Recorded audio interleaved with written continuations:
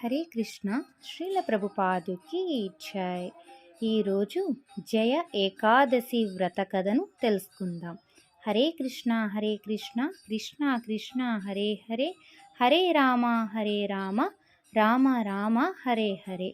జయ ఏకాదశి. ఈ రోజున ఉపవాసం ఆచరిస్తే ఆ సంవత్సరంలోని ఇతర వ్రతాలు చేయనప్పటికీ విష్ణువు యొక్క నివాసంలోకి ప్రవేశం లభిస్తుందని చెప్తారు. గమనిక: ఈ ఏకాదశి రోజున వరాహదేవుని ఆవిర్భావం కోసం అర్ధరోజు ఉపవాస వ్రతం కూడా పాటిస్తారు. మరియు పండగ వేడుకలు, పూజలు మరియు విందులు మొదలైనవి ద్వాదశి నాడు ఆచరిస్తారు. యుధిష్ఠిర మహారాజు ఇలా అన్నారు: ఓ ప్రభువులకి ప్రభువా శ్రీకృష్ణ, నీకు సమస్త జయములు. ఓ విశ్వానికి ప్రభువు, అండాల నుండి పుట్టినవి, చెమట నుండి పుట్టినవి అనే 4 రకాల జీవులకు నీవే మూలం. గింజల నుండి పుట్టినవారు మరియు పిండాల నుండి పుట్టినవారు అన్నిటికీ నీవే మూల కారణం. ఓ ప్రభు, అందుచేత నువ్వే సృష్టికర్త, సంరక్షకుడు మరియు విద్వాంసుకుడివి. నా ప్రభు, మీరు చాలా దయతో నాకు మాఘమాసం, జనవరి, ఫిబ్రవరి కృష్ణపక్షంలో వచ్చే పవిత్రమైన షట్తిల ఏకాదశి గురించి వివరించారు. ఇప్పుడు దయచేసి ఈ మాసంలోని శుక్ల లేదా గౌర పక్షంలో వచ్చే ఏకాదశిని నాకు వివరించండి. దీనిని ఏ పేరుతో పిలుస్తారు మరియు దానిని ఆచరించే విధానం ఏమిటి? ఈ ఉత్కృష్టమైన రోజున పూజించవలసిన అధిష్టాన దేవత ఎవరు? ఇది మీకు చాలా ప్రియమైనది. శ్రీకృష్ణ భగవానుడు ఇలా సమాధానమిచ్చారు: ఓ యుధిష్ఠిర, ఈ మాఘమాసంలో శుక్లపక్ష భాగంలో వచ్చే ఏకాదశి గురించి నేను మీకు ఆనందంగా చెబుతాను. ఈ ఏకాదశి ఆత్మను ప్రభావితం చేసే అన్ని రకాల పాప ప్రతిచర్యలు మరియు రాక్షస ప్రభావాలను తొలగిస్తుంది. ఈ ఏకాదశిని జయ ఏకాదశి అని పిలుస్తారు.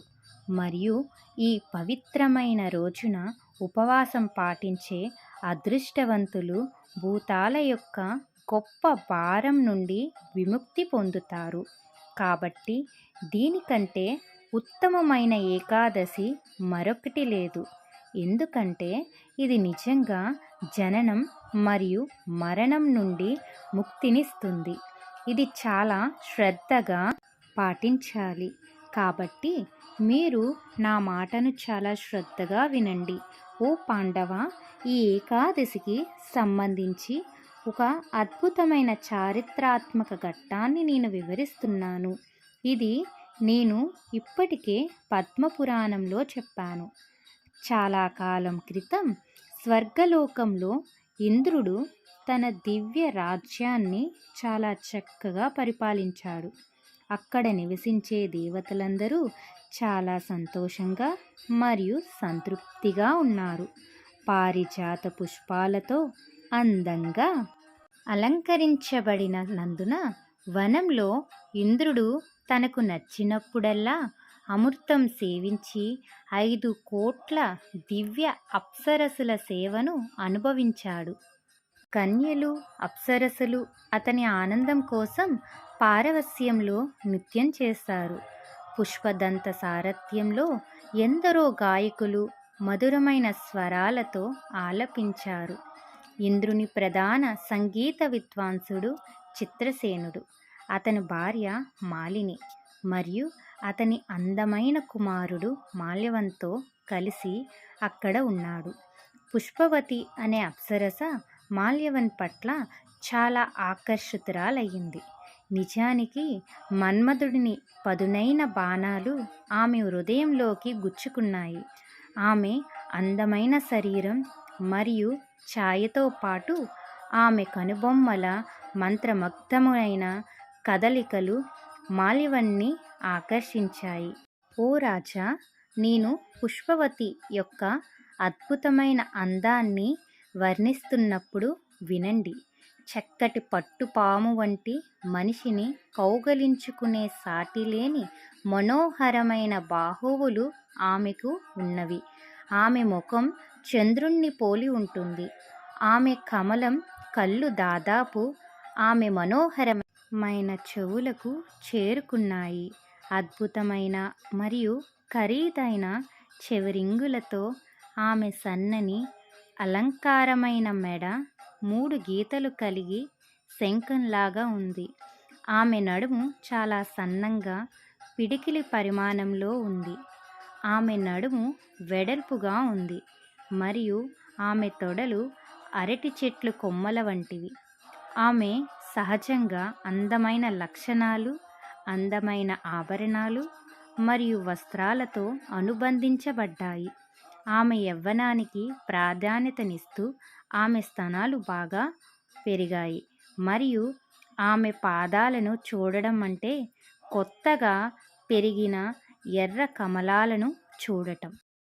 పుష్పవతిని తన స్వర్గలోక సౌందర్యంతో చూసిన మాల్యవన్ ఒక్కసారిగా మంత్రముగ్ధుడయ్యాడు.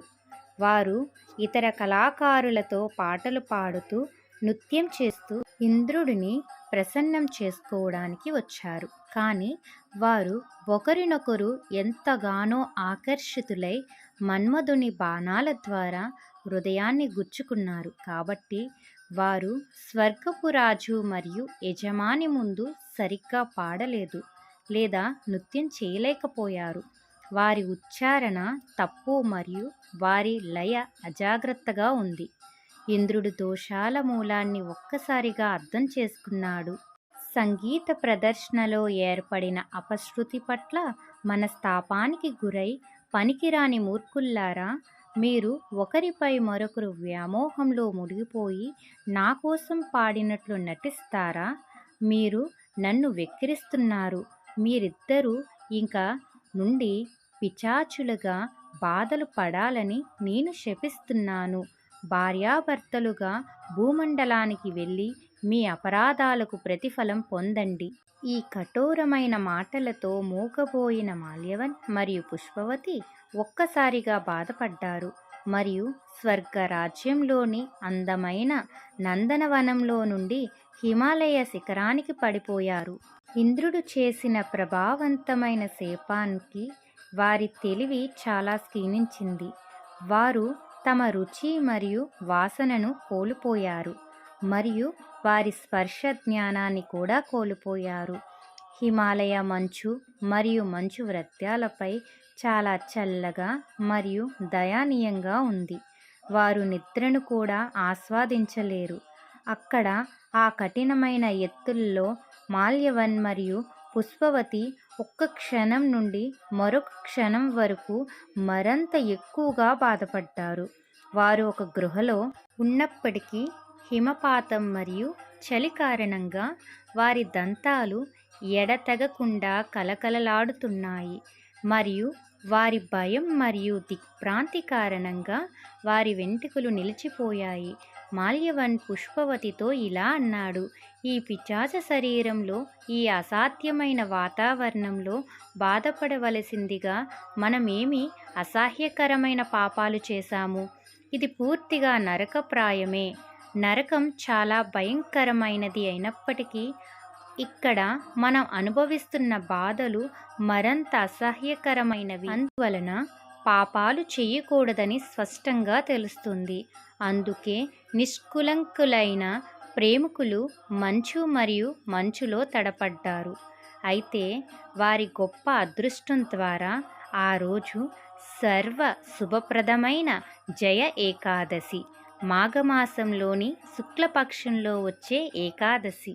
వారి కష్టాల కారణంగా వారు ఏ నీరు తాగడం, ఏదైనా జంతువుని చంపడం లేదా ఆ ఎత్తులో లభించే పండ్లు మరియు ఆకులను తినడం కూడా విస్మరించారు.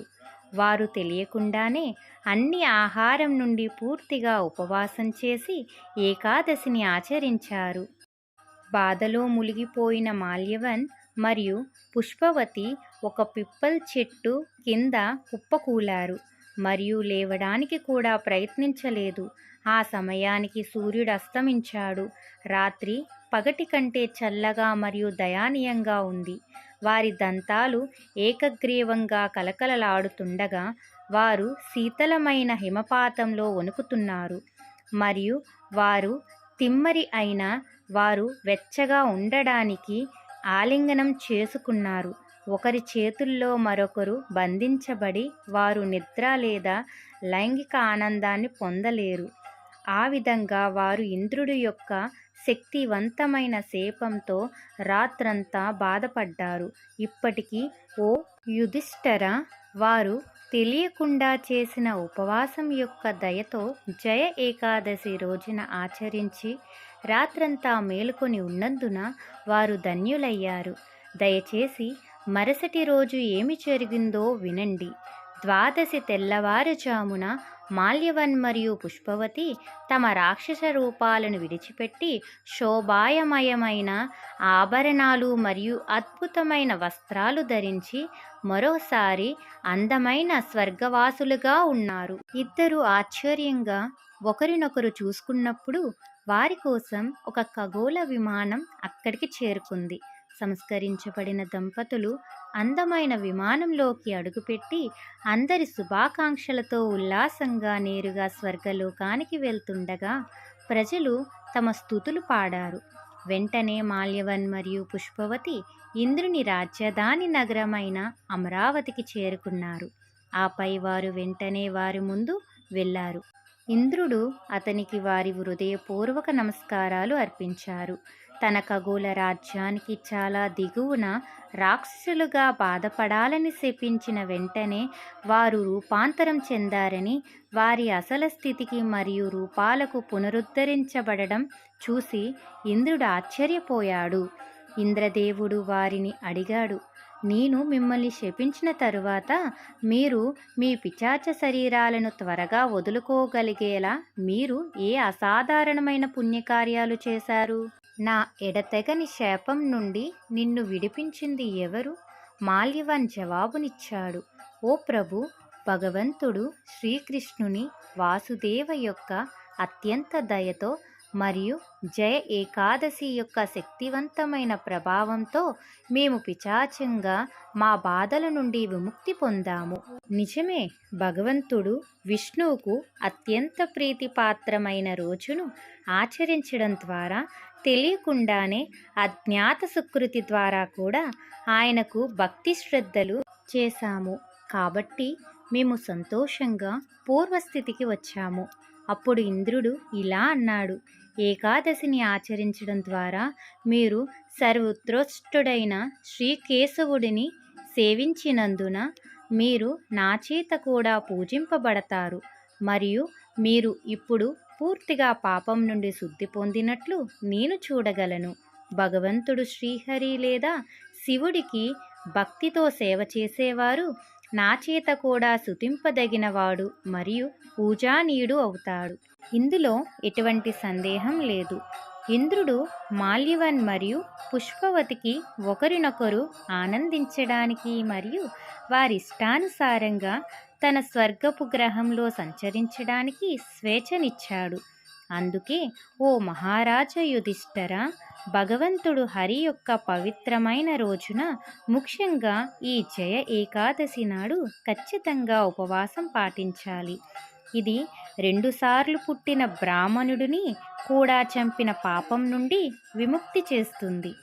ఈ వ్రతాన్ని సంపూర్ణ విశ్వాసంతో మరియు భక్తితో ఆచరించే గొప్ప ఆత్మ అన్ని రకాల దానాలను, అన్ని రకాల త్యాగాలను ఆచరించినట్లే మరియు అన్ని పవిత్ర పుణ్యక్షేత్రాల స్నానం చేసిన ఫలితం.